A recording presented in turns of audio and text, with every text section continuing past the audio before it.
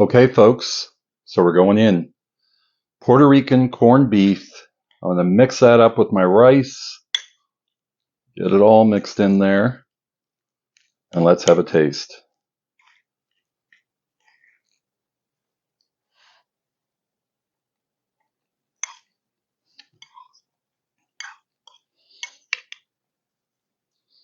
This is amazing.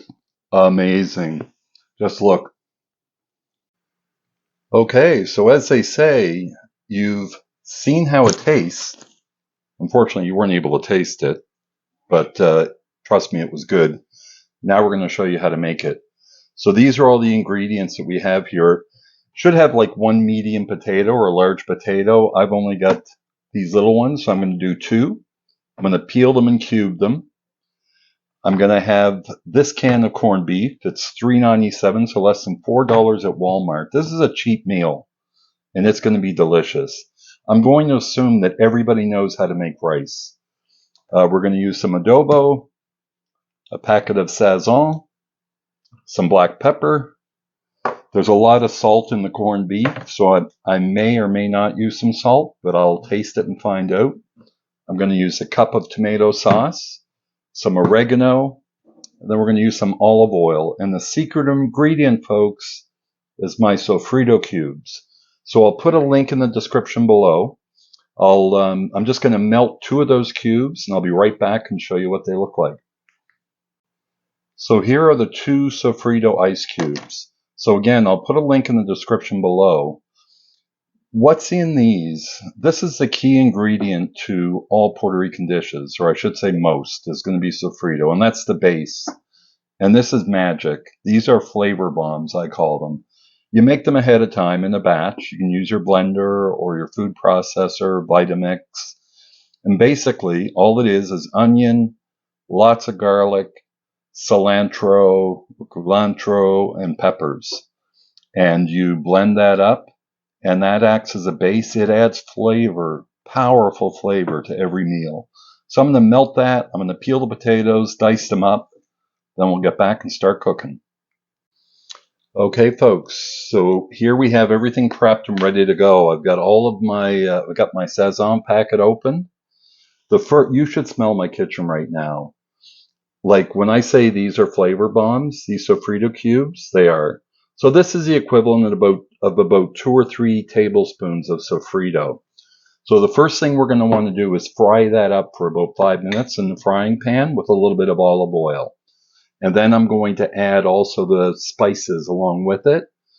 And then we'll start adding the ingredients. But I'll bring the camera over closer so you can get a look as we go along. Okay, folks, so we're going to turn the stove on. Add a little bit of olive oil. Say hi to my cat, Zeus. I opened up the can of tomato sauce, and the cats thought it was cat food. So they're not going to leave me alone. So we're going to put the Sofrito in here. Whoops. Boy, this smells good. And I'm using a spatula so we make sure we get every last drop of this stuff because it is good. I'm going to sprinkle about a teaspoon of adobo on there. There goes the lid. And then I'm going to put in this packet of Sazon. We're going to give that a little stir. So what you want to do is you want to heat the Sofrito up to get the flavors going. You just want it on a medium heat. And we're going to let that go for a couple minutes. The next thing we're going to do is we're going to add the tomato sauce. And then we're going to add the water and the rest of the ingredients. So I'll be back in 2 minutes. Okay, folks, so that's been going for a couple of minutes. Let's put some tomato sauce in there. Scoop it all out. Mix that around to get that heating up. And then we're going to put a half a cup of water in.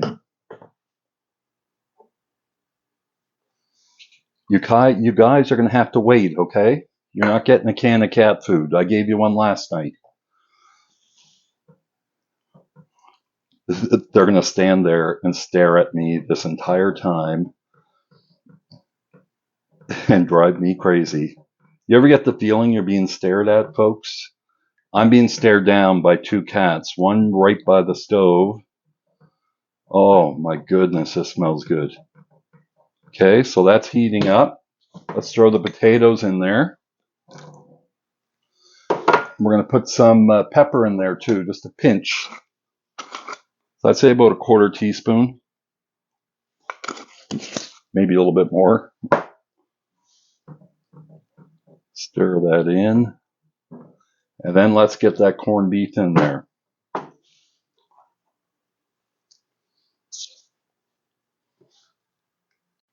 Okay, so what I've done is I've just dumped the corned beef in. I'm just going to, so you know what that is? It's like mush. That's just going to mush up.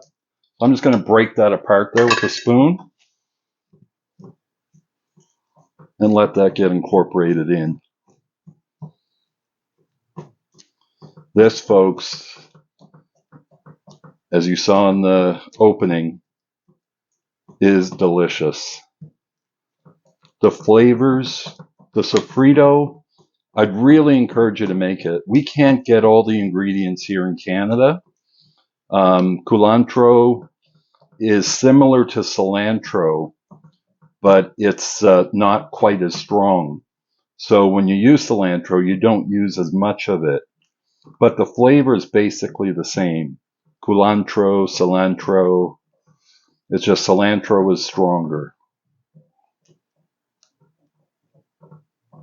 Or maybe it's the other way around. I've only had to work with cilantro. So we've got that mixed in. So it's a nice, thick, meaty sauce with Puerto Rican smelling yumminess. We're going to let that cook down for about 20 minutes. We want the potatoes to cook. As we know, the corned beef is already cooked. So we're going to put a lid on this. Let's just bring you in close to have a good look. Look at that goodness. We want that to start to bubble and simmer. Then we're going to cover it up and let it go for about 20 minutes. So we'll be back as it gets closer. Stay tuned. Okay, folks, we're about halfway through the 20 minutes, so I'm just going to give these a stir, see how they're coming along. Oh, yeah. Oh, my goodness, the smell. Look at that. Delicious. So this is coming along good. All the flavors are marrying together. Potatoes are cooking. Just while that finishes, I'll mention one other thing. These Sazon packets, they're hard to find here in Canada, or in Nova Scotia at least. I always get a mother load whenever I go to Florida. And if you want, you can look. If you can't find them, you can actually make this yourself. I know Amazon, that one of the big key ingredients in here is achiote, which is annatto seeds. And you can buy them on Amazon. The seeds, the whole seeds are cheaper, and you can use that to make oil. So whenever you see the Latin rice and it has the reddish color in it, that's where it gets it from. It's from achiote, which would be annatto. So you can buy those annatto seeds, grind them up, and then make your own Sazon. So this can be made. Just look it up. There's lots of recipes on the internet. So we'll be back when this is done, and we'll start putting everything together. Okay, folks, it's only a couple minutes till the 20-minute timer is going to go off, and I tasted the potato, and it's not quite ready. So the key when this is done, you know it's done when the potatoes are done. So I'm going to let that go for another 5 minutes. Also, at the halfway mark, I realized I didn't put the oregano in. So I added 2 teaspoons of oregano to this as well. I shook it in, so the equivalent of about 2 teaspoons of oregano. And I'll put all the ingredients in the comments below. So here we go for another 5 or 6 minutes until those potatoes are soft. Okay, folks, the magic hour has appeared. We're going to show you what it looks like here. It's a big reveal. Look at that steam. We're going to turn that heat off. Give her a stir. I've already tested a potato. They're done.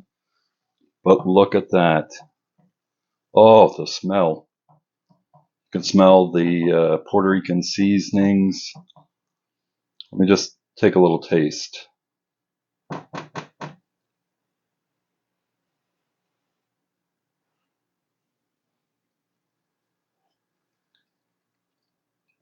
Ho, ho, ho, ho. Oh, that's good. Now, folks, I didn't add any salt to it. Corned beef is extremely salty. There's zero salt in this because all of the salt is there from the corned beef. So I'm just going to get a plate of rice ready, and we're going to plate this up, and then we'll go for the full taste test. Stand by. Okay, folks, the time has come. We're ready to dip this up. So there's some rice that I had left over and heated up, and we're going to put in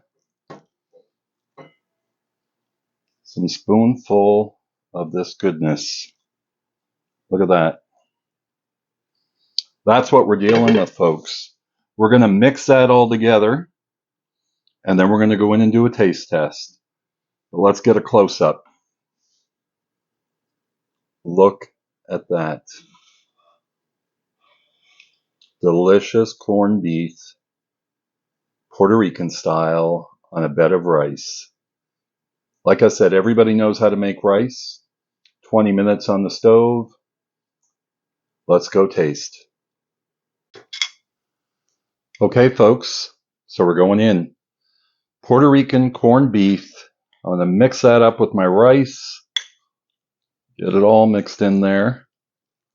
And let's have a taste.